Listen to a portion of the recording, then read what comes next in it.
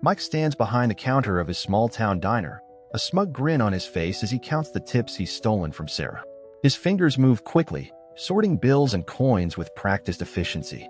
The sound of clinking change fills the air, a constant reminder of his greed. Sarah moves between tables, her movements fluid but her eyes betraying exhaustion. She balances a tray of steaming plates, serving a customer with a forced smile. Her uniform is clean but worn, a testament to long hours and hard work.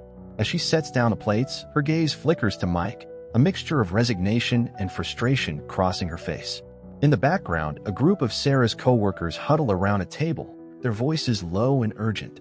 They cast furtive glances towards Mike, their faces etched with concern and determination. One of them, a young man with disheveled hair, leans in closer, his words barely audible. "We can't keep going on like this," he whispers. "Mike's been stealing our tips for months now. It's time we did something about it."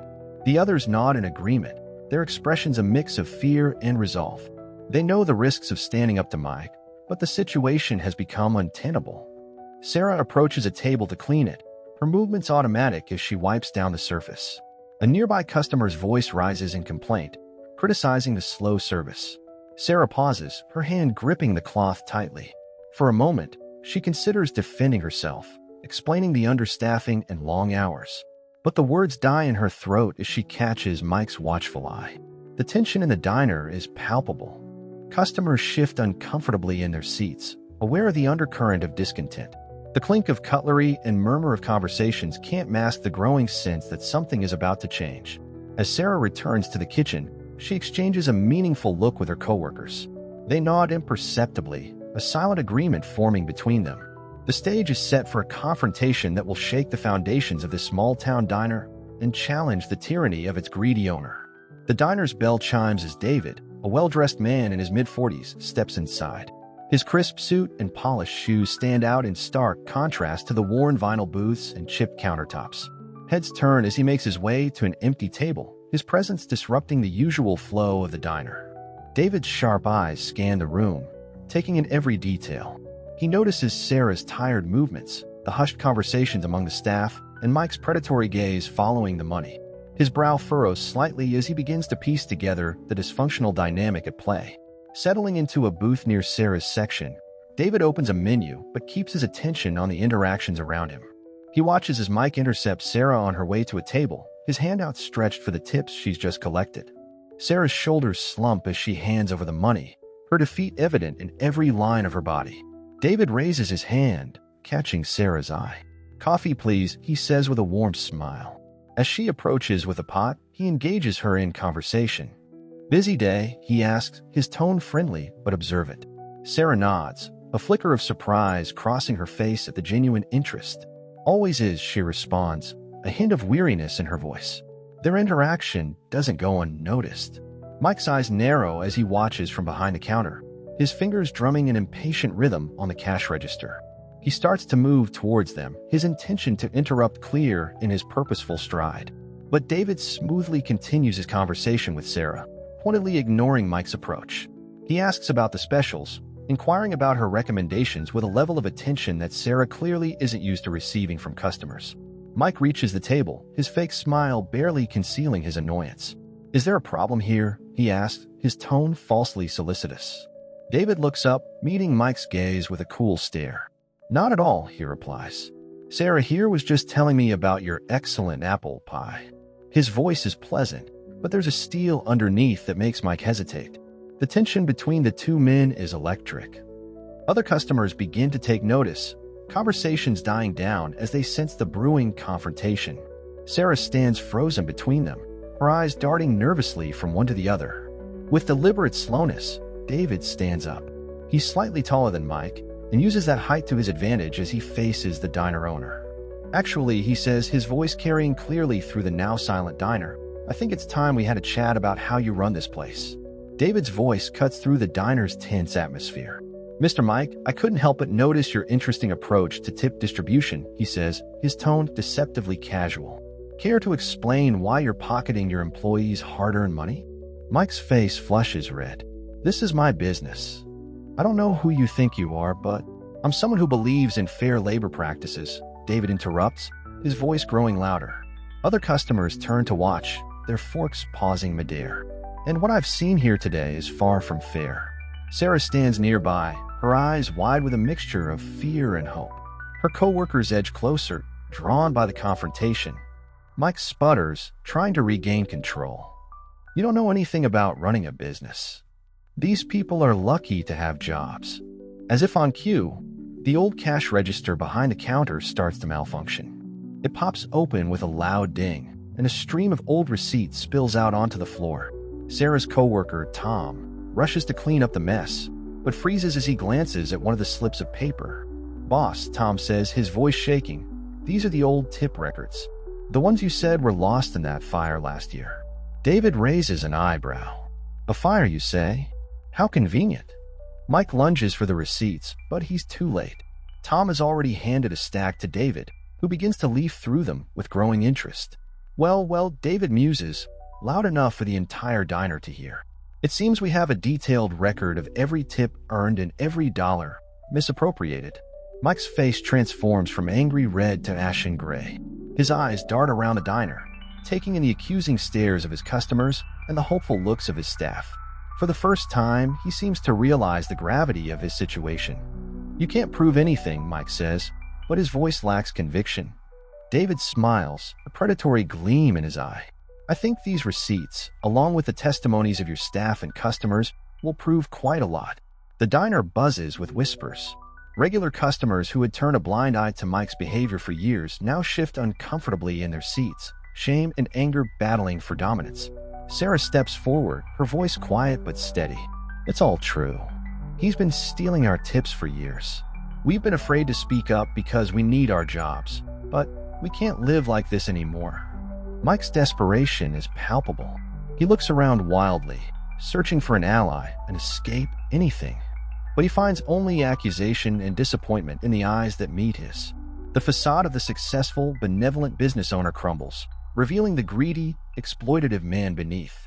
As the truth of Mike's actions spreads through the diner, the atmosphere shifts. The air crackles with a potential for change, and the long-suppressed hopes of Sarah and her coworkers begin to rise.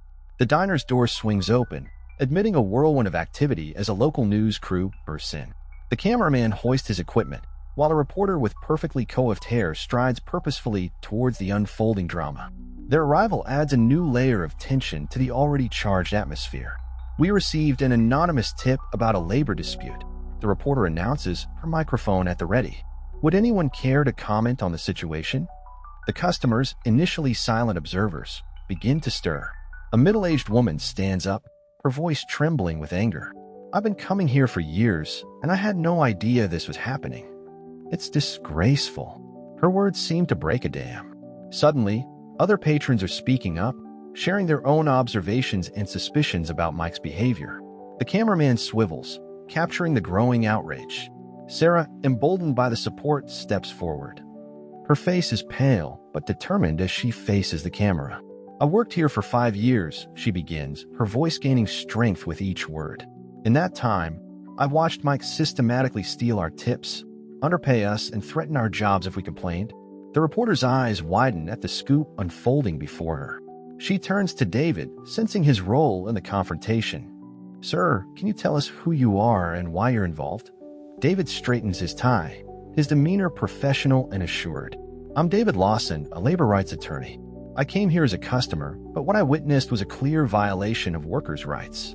These employees deserve fair treatment and compensation." As David speaks, Sarah's co-workers gather around her, forming a united front. Tom, the busboy who discovered the receipts, adds his voice to the fray. "We've been planning a silent protest, but we were afraid. Now, with everyone watching, we can finally speak up." The camera pans to Mike, who stands frozen behind the counter. His face cycles through a range of emotions: anger, fear, desperation. He opens his mouth to speak, but only incoherent sputters emerge. Customers who moments ago were enjoying their meals now push away their plates, standing in solidarity with the staff. The diner, once a place of quiet exploitation, has transformed into an epicenter of social justice. The reporter, sensing the gravity of the story, turns back to the camera. "We're witnessing a spontaneous uprising against alleged unfair labor practices." Stay tuned as we continue to cover this developing situation. Mike, realizing the extent of his exposure, attempts to retreat to his office. But he finds his path blocked by his own employees, their faces set with newfound determination. The tables have turned, and Mike finds himself cornered by the very people he once exploited. As the noise in the diner rises, a mix of accusations, demands for justice, and calls for action, it becomes clear that this small-town eatery has become ground zero for a much larger fight. The power dynamics have shifted, and the once silent workforce has found its voice. The diner's door swings open once again, this time admitting a pair of stern-faced individuals in crisp uniforms. The health inspectors have arrived, their clipboards at the ready, and their expressions grim. "We've received multiple anonymous complaints about unsanitary conditions," the lead inspector announces, her voice cutting through the chaos. "We're here to conduct an immediate inspection." Mike's face, already pale from the ongoing confrontation, now turns ashen. He stumbles forward, attempting to intercept the inspectors. "There must be some mistake," he sputters. "We always maintain the highest standards here." The lead inspector raises an eyebrow, unmoved by Mike's protests. "We'll be the judge of that, sir. Please step aside." As the inspectors move towards the kitchen, the news crew follows, capturing every moment of the unfolding drama. The reporter's voice provides a running commentary, adding to the sense of spectacle. In a shocking turn of events, health inspectors have arrived at the scene. Could this be related to the labor dispute we've been covering? The kitchen door swings open, revealing a scene that contradicts Mike's claims of high standards. The inspectors' faces contort in disgust as they take in the grimy surfaces, improperly stored food, and clear evidence of pest infestation. "This is completely unacceptable," the lead inspector declares, furiously scribbling notes. "This establishment is in violation of numerous health and safety codes." Mike attempts to argue, but his words fall on deaf ears. The evidence of his negligence is overwhelming, captured in high definition by the news cameras for all to see. Sarah and her co-workers watch from the dining area, a mix of vindication and horror on their faces. "We've been complaining about the kitchen conditions for months," Sarah reveals to the reporter. "Mike always ignored us, saying we were exaggerating." The inspectors emerge from the kitchen, their clipboards full and their expressions severe. "This establishment is hereby closed until further notice," the lead inspector announces. "The violations we've observed pose an immediate health risk to both employees and customers." Mike's world crumbles around him as he watches his customers file out, their faces a mix of disgust and disappointment. The news crew continues to film, capturing his downfall for the evening news. "How long did you think you could get away with this?" David asks, his voice low but carrying in the now quiet diner. "Exploiting your workers, endangering public health, it ends today." Mike slumps against the counter, the fight gone out of him. His empire of greed and neglect, built on the backs of hardworking employees and unsuspecting customers, is collapsing before his eyes. As health officials begin to tape off the entrance to the diner, it's clear that this is more than just a closure. It's the end of an era of exploitation and the beginning of a fight for justice. In the aftermath of the health inspection and public exposure, Sarah and her co-workers retreat to the small, cramped break room at the back of the diner. The space, usually a site of hushed complaints and stolen moments of rest, now buzzes with nervous energy and cautious hope. Sarah slumps into a rickety chair, the adrenaline of the confrontation finally wearing off. "I can't believe this is happening," she says, her voice a mix of exhaustion and disbelief.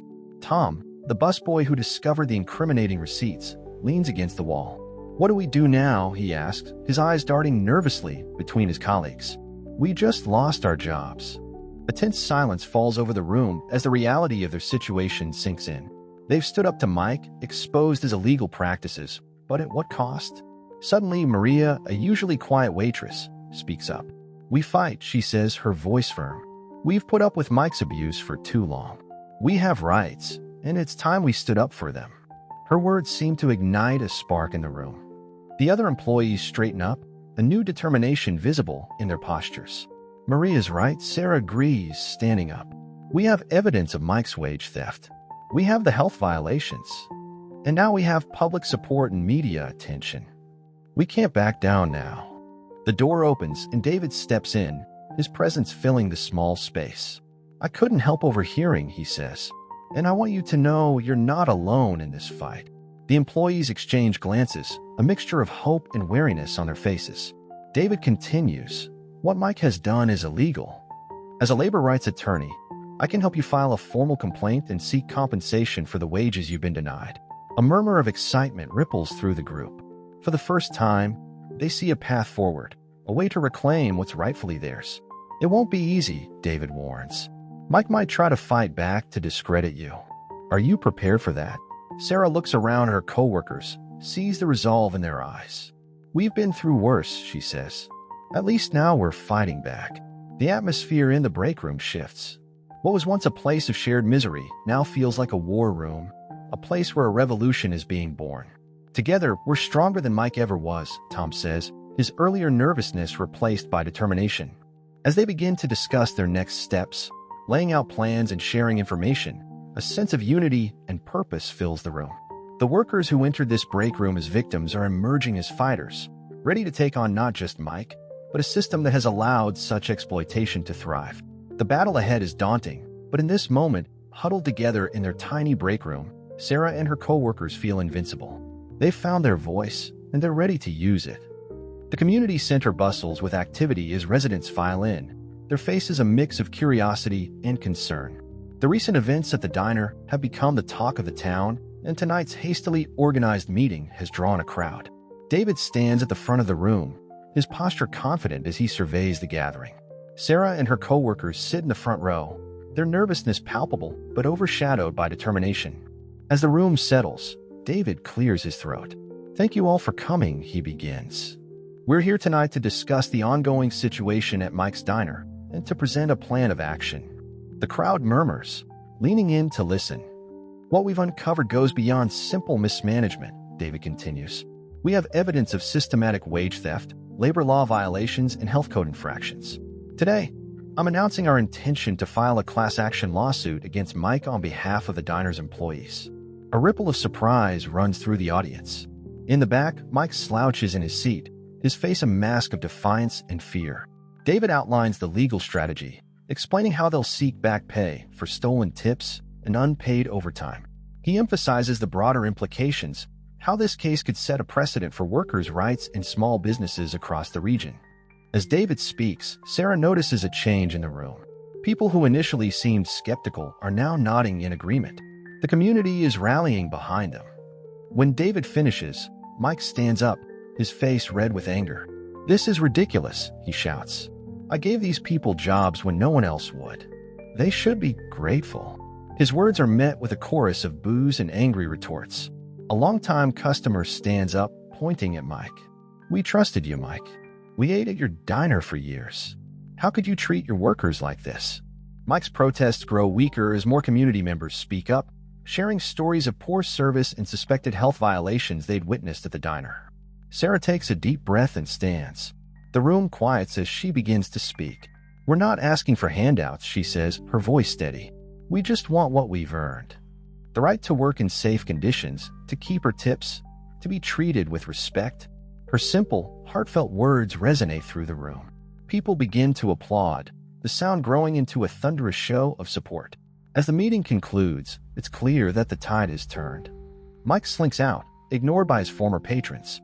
Meanwhile, community members crowd around Sarah and her coworkers, offering words of encouragement and support. David watches the scene with satisfaction. What started as one man's stand against injustice has grown into a community-wide movement for workers' rights. The battle is far from over, but tonight, in this crowded community center, it feels like victory is within reach. David's phone buzzes as he leaves the community center. He answers, listening intently to the voice on the other end. His eyebrows raise, and he quickly jots down notes on a small pad. Thank you, he says finally. This information could be crucial. Sarah approaches, curiosity piquing her interest. What was that about? David's eyes gleam with determination. An anonymous tip, he explains. Apparently, Mike's illegal practices extend beyond the diner. There are allegations of tax evasion and connections to other businesses with similar labor violations. This new information energizes David. He realizes the case is bigger than they initially thought, potentially uncovering a network of exploitation across the town. Meanwhile, Sarah gathers her coworkers in a nearby cafe. The group, once downtrodden, now exudes a sense of purpose. We need to keep the momentum going, Sarah says, her voice firm. I propose we organize a peaceful protest in front of the diner. Show Mike and the whole town that we won't back down. Tom nods enthusiastically. We could make signs, share our stories. Maybe even get some of the regular customers to join us. Maria, usually quiet, speaks up. What if we reach out to workers at other local businesses? If Mike's connected to other places with violations, there might be more people willing to stand with us. The idea takes hold, and soon the group is buzzing with plans. They divide tasks. Tom will handle social media outreach, Maria will coordinate with other local workers, and Sarah will liaise with David on legal matters. As they plan, word of the upcoming protest spreads through the town like wildfire. Social media lights up with messages of support. Local shops offer to donate supplies for signs and refreshments for the protesters. The town's long-simmering discontent with unfair labor practices bubbles to the surface. Workers from other small businesses begin to share their own stories of exploitation, emboldened by the diner employees' courage. Sarah's phone doesn't stop ringing. Journalists seeking interviews, community members offering help, even a local union representative reaching out to provide support. The scale of their movement grows beyond anything she had imagined. As night falls, Sarah stands at her window, looking out at the quiet streets of the town. Tomorrow, these streets will be filled with the voices of workers demanding justice. She feels a mix of excitement and nervousness. We're really doing this, she whispers to herself, a small smile playing on her lips. Across town, Mike paces in his empty diner, the weight of his actions finally catching up to him. He glances at the protest permit taped to his window, a stark reminder of the battle he faces. The stage is set for a confrontation that will shake the foundations of the town's business community. As both sides prepare for the coming day, one thing is clear: nothing will ever be the same in this small town again. The morning sun rises over a transformed town square. What was once a quiet space is now filled with a sea of people, their voices united in chants for justice. Homemade signs bob above the crowd, bearing slogans like "Fair wages now" and "Stop exploiting workers." Sarah stands at the forefront, her heart pounding as she faces the growing crowd. David stands beside her, his presence a reassuring anchor in the swelling tide of people. As Sarah steps up to the makeshift podium, a hush falls over the square. She takes a deep breath, her voice strong as she begins to speak. For years, we've been silent. Today, we reclaim our voices. Her words ignite the crowd. Cheers erupt as Sarah recounts their struggles, the injustices they've faced, and their determination to fight for change. Across the street, Mike watches from inside the diner, his face a mix of anger and fear. He tries to open the diner as usual, a desperate attempt to maintain normalcy, but the protesters form a human chain, blocking the entrance. "You can't do this," Mike shouts, his voice barely audible over the chants. "This is my business." But his words fall on deaf ears. The community has made its choice, standing firmly with the workers. As the protest gains momentum, local news vans arrive, their cameras capturing the unfolding drama. The reporter who first broke the story pushes through the crowd, microphone in hand. "Sarah," she calls, "how does it feel to see this level of support?" Sarah's eyes shine with unshed tears. "It's overwhelming," she admits. "But it shows that when we stand together, we can make a difference." The atmosphere grows tenser as the day progresses. Mike, increasingly agitated, emerges from the diner, attempting to disperse the crowd. His face is red with fury, spittle flying as he shouts incoherently. "You're all ungrateful," he yells.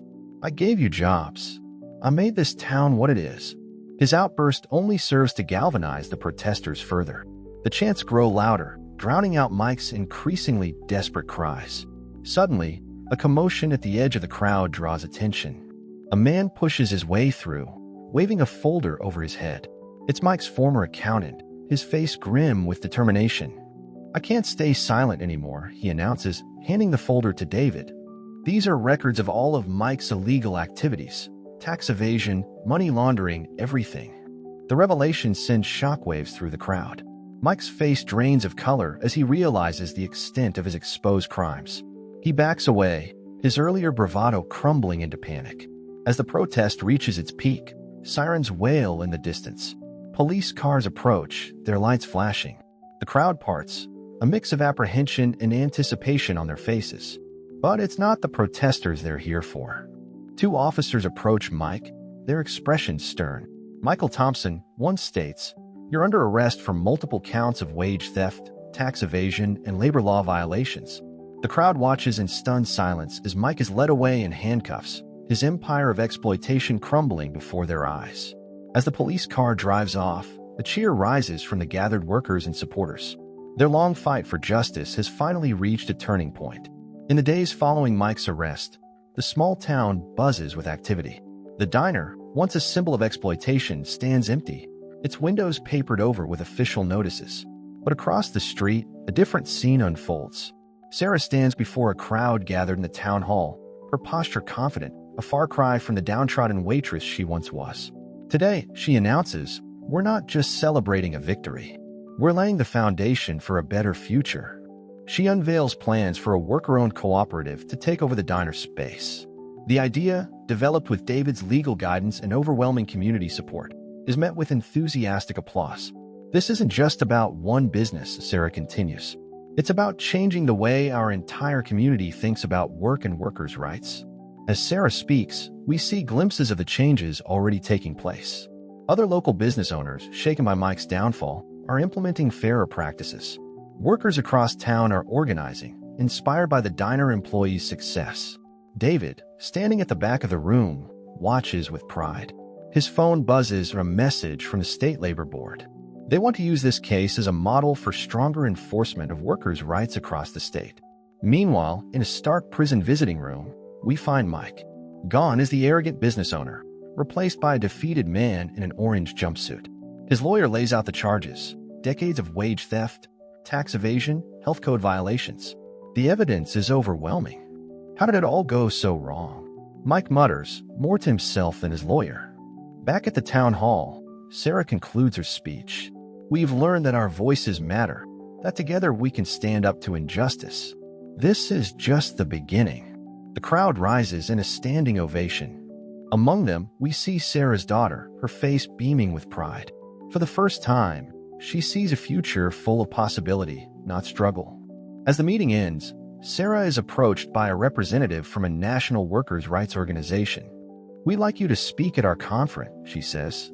"Your story could inspire workers across the country." Sarah, overwhelmed but determined, nods. "I'll do it. Every worker deserves to be treated with dignity." The scene pans out to show the town transformed. The diner, now repainted and rebranded as a cooperative, buzzes with happy customers and satisfied workers. Other businesses sport signs promising fair wages and ethical practices. In the final shot, we see Sarah walking down the street, head held high. She passes the courthouse, where a notice announces stricter enforcement of labor laws. She smiles, knowing that while their fight isn't over, they've taken a crucial step toward justice. As she reaches the diner, her diner now, Sarah pauses, taking in the sight of a community transformed by the power of unity and the courage to stand up for what's right. With a deep breath and a determined smile, she pushes open the door, ready to start another day in this new, fairer world they've created.